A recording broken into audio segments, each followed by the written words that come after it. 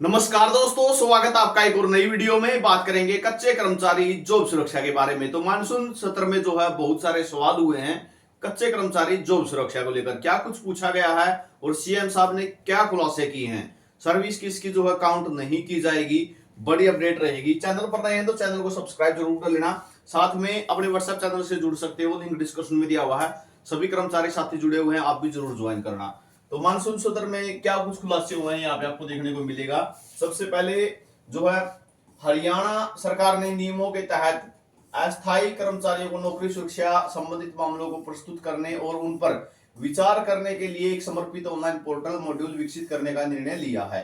यानी कि जो पोर्टल है वो ऑनलाइन पोर्टल लेके आया जाएगा। क्यों लेके आया जाएगा? नौकरी सुरक्षा से संबंधित आवेदनों के संस्करण में पारदर्शिता, सटीकता और एकरूपता लाने का मकसद से यह निर्णय लिया गया है।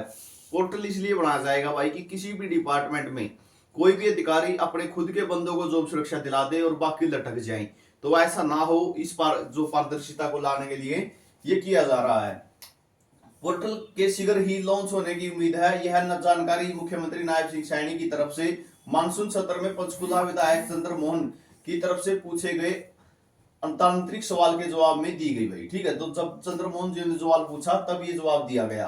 साथ ही बताया गया कि हरियाणा सुविधात्मक कर्मचारी अधिनियम के तहत 5 वर्ष से कम सेवा वाले सुविधात्मक कर्मचारी इस अधिनियम के दायरे में नहीं आएंगे।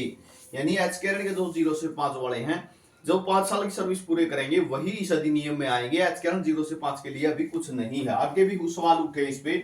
चंद्रमोहन ने अस्थायी कर्मचारियों को नौकरी की सुरक्षा प्रदान करने के प्रस्ताव के विचाराधीन होने को लेकर सवाल किया। उक्त लाभ के कब तक शुरू करने की संभावना बारे पूछा। क्या 5 वर्ष से कम सेवा वाले अस्थायी कर्मचारियों को भी इसके दायरे में लाया जाएगा? इसके अलावा चंद्रमोहन ने अन्य सरकारी विभागों या राज्य विश्वविद्यालयों जहां इन अस्थायी कर्मचारियों ने पहले काम किया है और ईपीएफ में योगदान दिया है कि सेवा अवधि वर्तमान सेवा में गिनी जाएगी क्या? तो चंद्रमोहन जी ने पूछा। एक तो एचकेआर 0 से 5 वाला भी बता दे अगर ये जॉब सुरक्षा में आओगे कि नहीं।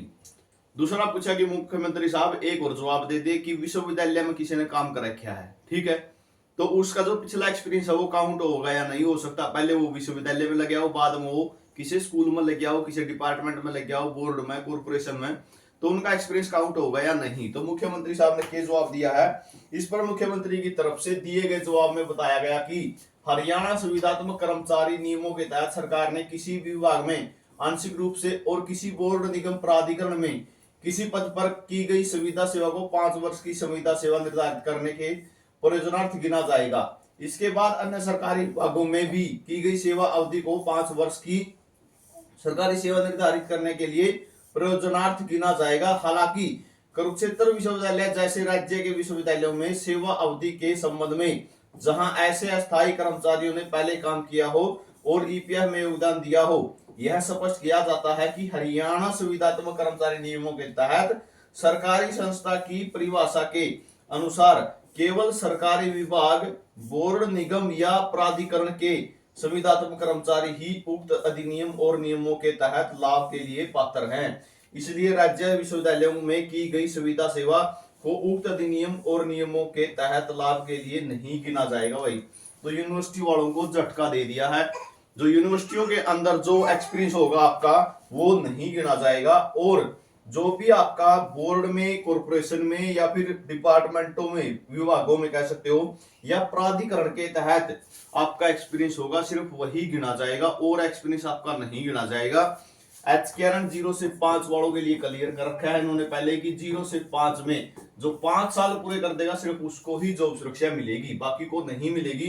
यूनिवर्सिटी वालों के लिए झटका है। यूनिवर्सिटी वैसे देखा जाए तो एक्सपीरियंस तो उनका भी एक्सपीरियंस है ना, सिर्फ अनुभव की बात है।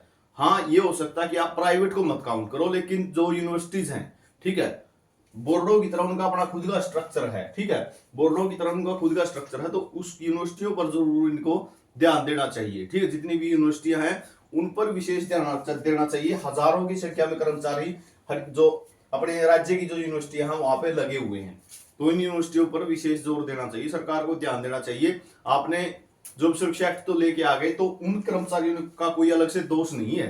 ठीक है, उनका कोई दोष नहीं है कि उनका एक्सपीरियंस जो आप काउंट नहीं कर रहे। क्या वो सरकारी एक्सपीरियंस में नहीं आता? जो स्कूलों में का एक्सपीरियंस है या फिर कॉलेजों का एक्सपीरियंस कह सकते हो, क्या वो एक्सपीरियंस नहीं माना जा सकता?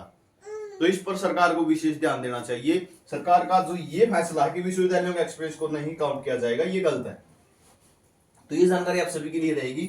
हर अपडेट सबसे पहले सबसे तेज मिलेगी। चैनल को सब्सक्राइब करना, साथ में व्हाट्सएप चैनल को जरूर ज्वाइन करना।